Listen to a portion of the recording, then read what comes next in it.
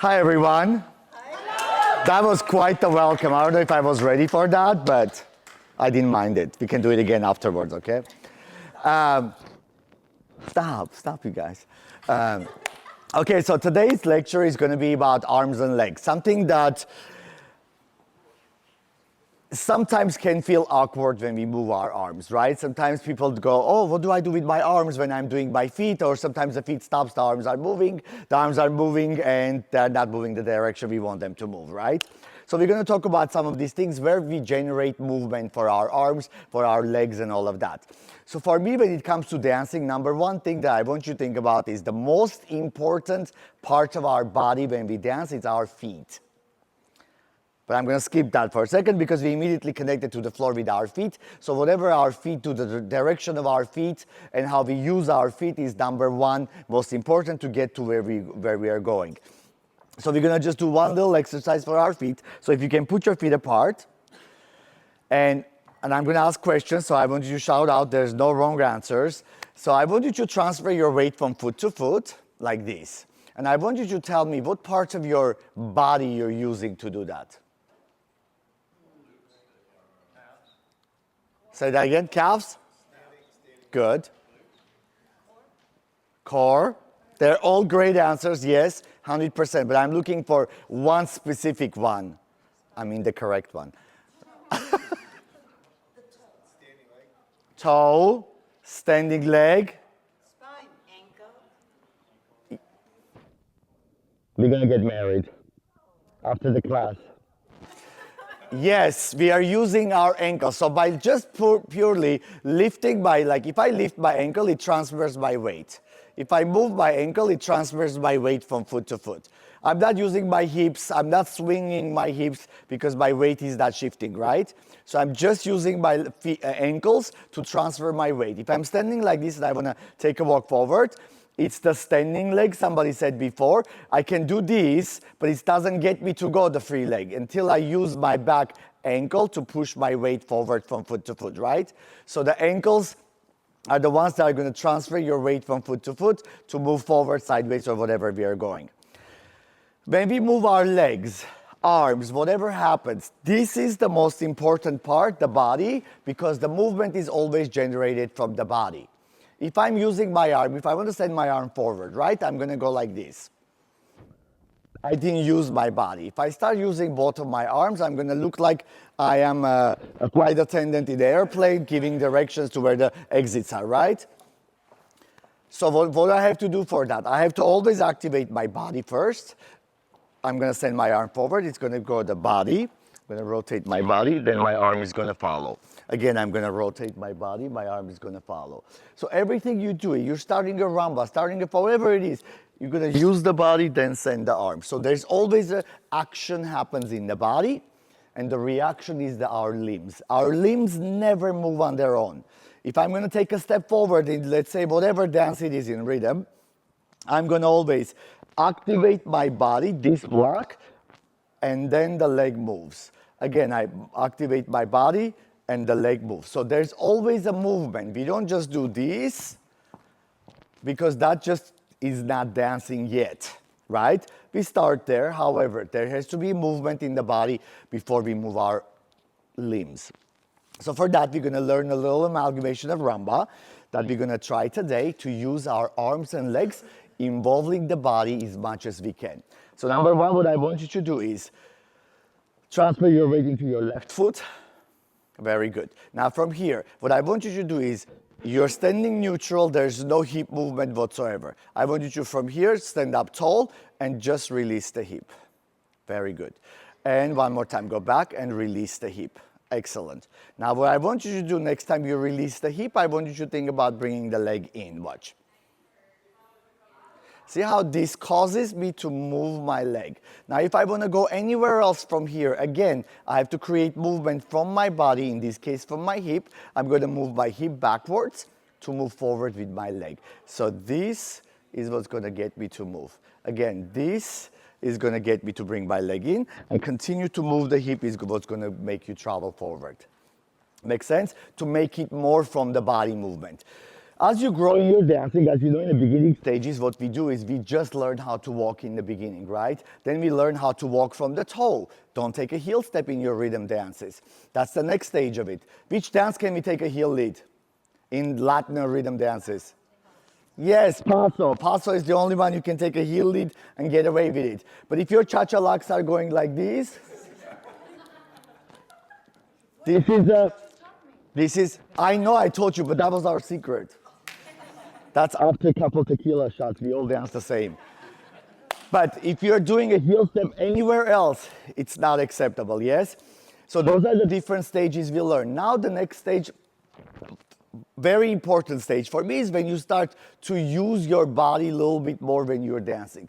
Because the definition of dancing is moving your body to the music. It says nothing about just moving your arms, moving your legs or whatever. They're not separate. The whole unit has to move together all the time. Yes? Now, stand again on your left foot. Release the hip. Go back. Release the hip. And go back. And then when you release, try to pull the leg in at the same time as the hip moves. Very good. Now we're going to transfer our weight to the right foot. Boom. Now we're going to release the hip and pull the leg in. Boom. Very good. Again, transfer the weight, release the hip, pull the leg. Very good. Transfer the hip, release the hip to move the leg. And step, and step, and step, and step, and step, and pull the hip. And when you bring the hip to the side, I don't want you guys to have any rotation, just sideways movement. Just going from neutral to settling to the hip. The rotation will get you to move forward when you're ready to go to the next step, yes? What I would like you to do is right now, just copy me this small, tiny little choreography. So what we're gonna do is we're gonna do cucaracha, one, and the next one to the right. Now we're gonna switch, we're gonna do one full rumba box. Box, and box. Now we're gonna, from here, we're gonna do a 3-step turn going to the left. 1, 2, 3. And we're gonna do rock, step back from here. Rock, step, step. We're gonna do chase, turn, step forward. Do one more chase turn from your right foot. Chase, turn, close. And then we repeat again. Yes, so one more time. We do a cucaracha, another cucaracha. Very good. Now we do full box. Full box, 3-step turn. 1, 2, 3. Rock, step back. Rock, step forward. Chase turn. Left foot chase turn. Now right foot chase turn. Right foot chase turn. Close your feet and switch. Make sense? Yes? Repeat one more time before we go deep into the technique. Repeat one. I like this. Here we go. And side cucaracha. Side cucaracha. Box. Rumba box. And quick, slow turn. 1, 2, very good. Rock, step back. Rock, step forward. Chase, turn. Step forward. Now right foot turn. Chase, turn, close, switch. Let's repeat the chase turns one more time. Let's go from the rock, step back, from the right foot. And we have rock, step, step forward. Now, watch this part once.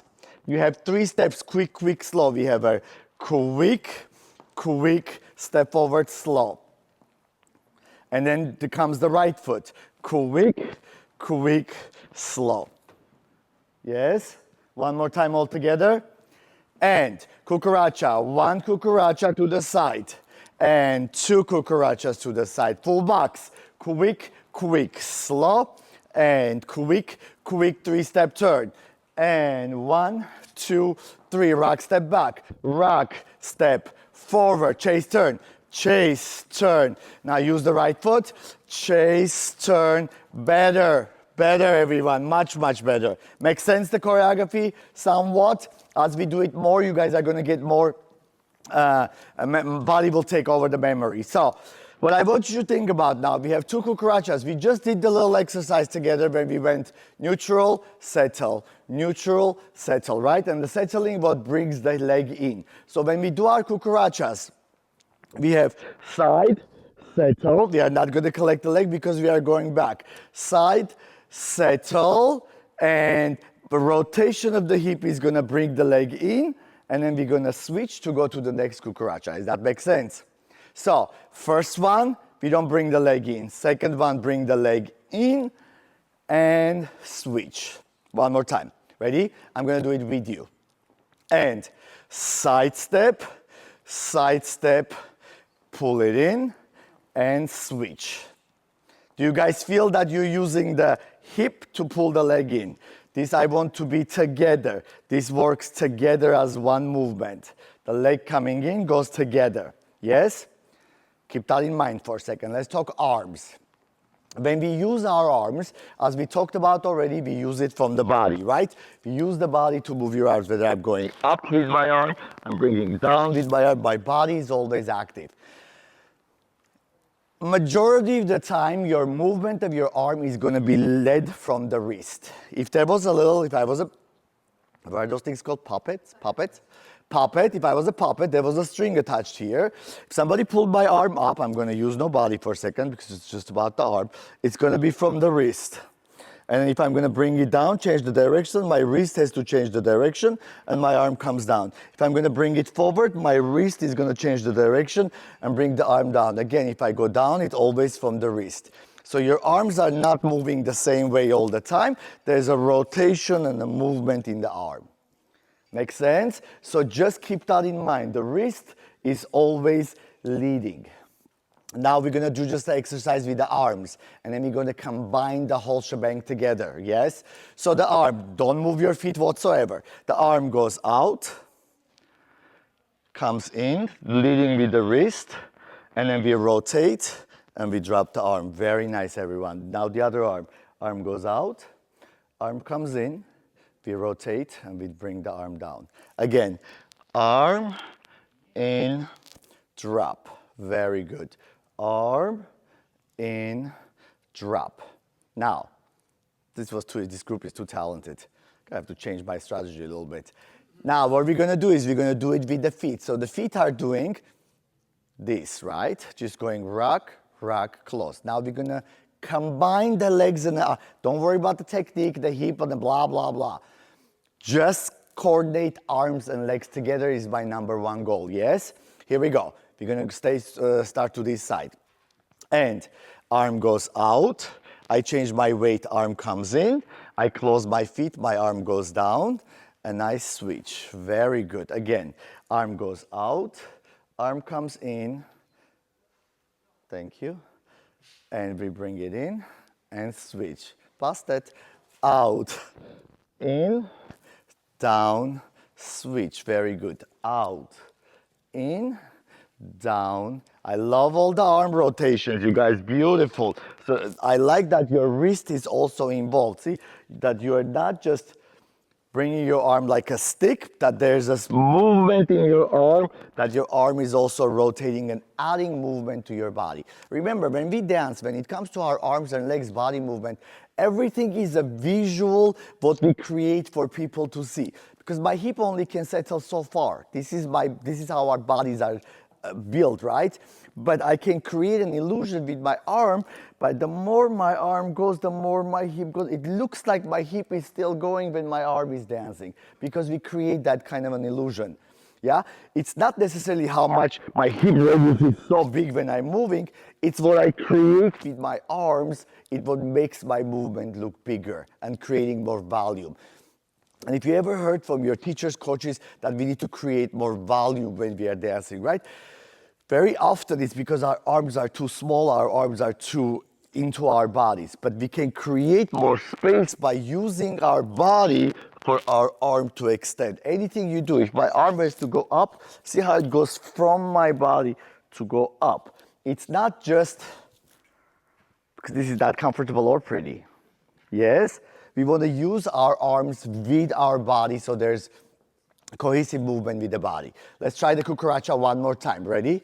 And arm, bum, and in, switch, and arm out, arm in, down, and switch, and arm, arm, down, and switch, arm, arm, down, and switch. Now, what I want you to do now is, watch first. We go out with the hip, we settle. See how by settling my hip, I start already bringing my arm out. So from here, it leads me to go out. I start bringing my arm in. Again, remember that illusion? That my arm going forward and my hip going to the side creates like my hip is going so much more than it is.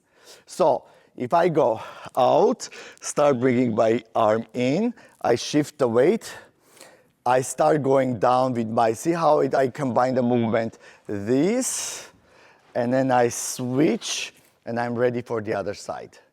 Make sense? One more time, please, all of us together, this side. And so we go out, we settle the hip, we pull the arm in. Can I see that one more time? Hold the arm, neutral position. We rotate the arm and settle the body, very good. Now, we transfer the weight, we flip the arm, bring it down, and we switch our legs, very good. Now let's try the other side. We go out with the arm, we settle, bring the arm in, transfer the weight, and in, and switch, and out, settle, in, settle, switch, start, and out, in, down, switch, out, in, down, switch. Very good. Let that marinate for a second. Next thing I want to talk about is when we do rumba box, what do our arms do? One of the general things I want you to always remember is opposition is your savior. Sometimes there's exceptions to every rule. Sometimes we do that, just like the cucaracha, we dance the same side of the body as the same arm is going, right? Most of the times when you're dancing, moving your body, coordination is your friend. Coordinating your opposite arm and the opposite elbow. When I first started learning how to dance, my teachers always used to tell opposite elbow to an opposite knee. So if I take a step, it has to go like that. So I go like this, then I extend this one, bring my leg in, then the other knee comes in, the other elbow meets the knee. So they always have to come in and meet one another, right? See how, if you see this knee going forward, the opposite elbow is always balancing it. This is the concept I want you to use when you do your rumba box. Meaning, if I take my step to the side, see how I'm doing opposite, opposite, right? So it goes opposition, and when I bring my other knee, I do the opposite arm. And then when I switch, my other knee bends, it means the other arm has to come in. And then you step back or forward, I'm doing the ladies part. You don't mess with the arms there. Then you bring it again, opposition. Again, you bring the leg in opposition with the arms, and you switch again, you go to opposition. I'm gonna do it backing, so you can guys all do it with me. Let's do the box starting this way. So I'm gonna bend my left knee, and my right elbow is gonna meet it. There. Make sense, the position? Now we lower, we pull the other leg in, bring the elbow in, the opposite elbow with opposite knee. Now we switch, and we switch the arms. Now, listen carefully. Because I'm moving forward with my left knee, my right elbow is gonna stay exactly where it is. Step. Now I switch it. Right knee, left elbow. Switch it, left knee, right elbow. Switch it. And here, don't do anything because you're moving the same direction. Why? Because I need to be here before I start my next box again. It's always a switch from one side to another. Does that make sense? Always opposition. If you feel like somewhere your arms are awkward, you don't know where you are doing with your arms, always go, am I opposite? The minute you find the opposition, you are going to find your body feeling coordinated. Remember, because naturally, we are all very coordinated. Well, There are exceptions. However, we're all very coordinated. We do things, we walk like this from the parking lot to the studio, and then your teacher says, do 3 rumba walks forward. You're going, what? It's like you just walked to the studio like this. What happened to you from there to here, right? Because you're thinking about, oh, I'm dancing, I gotta do something a little bit more. No, it's the same thing. I always tell people, they go, rumba walk, oh my God, I wanna work on my rumba walk. It's nothing than just walking in the beginning stages. And for me, beginning stages of dance is 10 years. Yes, guys, it takes forever. Even though we say some of the things are natural when we dance, they are absolutely not. There's nothing natural about this. I don't wake up out of my bed in the morning and go, oh, let me go to the bathroom. Don't do this. Frenchie does, not me. I wake up like this. Oh my God. Oh my God. Yes? Yeah, exactly. So this is not natural. We train our bodies to go there. As you know, all of you, because we have people from different experiences here, you know how it builds up the dancing to become what it is today when you watch your pros dance or really high-level students dance. So, opposition is your friend, always find that. One of the best ways of finding that, before you even approach your rumba box, I want you to stand there and do a start like this. Then now, when you switch, bring the other one. When you switch, bring the other one. And switch, and switch, and switch, and switch, and switch. Are we following the concept of elbows are leading? See how my wrist is leading, and then when I go out, it's always, I have a movement even in my hands. Yes? Now, I'm gonna go a little bit off the path. This movement sometimes can add a little bit shoulder, right? Now, I want you to be careful with that because I don't want you to do this. However, once you are a little bit in a higher level competitive, especially for my ladies, I wouldn't mind you doing a little bit of shoulder and then going back because it adds more feeling and the more body movement into the body. But I want you to not hunch over. So this is a little bit against the rule, but this movement, you can still do it without ruining the posture. But eventually, for competitive reasons, I wouldn't mind using more of your shoulder blades and the shoulders and the body, yes? Because it's not, you can't do this. And I remember a long time ago when I was very little, they used to say, pretend you're holding a quarter with your butt cheeks and do a rumba walk. What? It doesn't work like that, right? You have to be loose and to be able to move. I mean, that was a thing we used to do, so because they wanted us to be all tight with our hips. Not the case anymore. There's a lot more freedom in dancing because it has evolved so much. So rumba box. So for the cucaracha, I want you to think about arm, leading constantly with the body, and switch, right? Box, I want you to think about opposition is your friend. Legs and the arms have to always work together to create cohesive movement for the body. So that's that. Let's talk about the 3-step turn in our little amalgamation. If I want to do a 3-step turn, what helps me rotate? So I'm going to do a 3-step turn. 1, 2, 3. Wind up, love it. The head is very mucho importante. Spotting, what else? Shoulders, very good. Shoulders, you rotate your shoulders, you go. What else? Arms. Our arms are everything for now. Anybody that did ballet here, you know when you learn the chaîné turn, it's always arms and you rotate. Arms, rotate. All the things you just mentioned, the head, the shoulders, this is very, very important. How much do you think my arm weighs? Huh? Pretty heavy. Shut up. It's pretty heavy. It's pretty heavy. If I do this and I swing this arm in, it's gonna rotate my body without me doing anything else. Just the weight of my body, weight of my arm is gonna rotate me. One of the rules that to squeeze the turns depends on the speed of your choreography or the step or the counts. I always teach my people to pretend you're holding a beach ball. Yes, not a deflated one, a firm one. So when you rotate, you have always that little bit of a tension underneath the arm, not to drop your elbows when you're turning.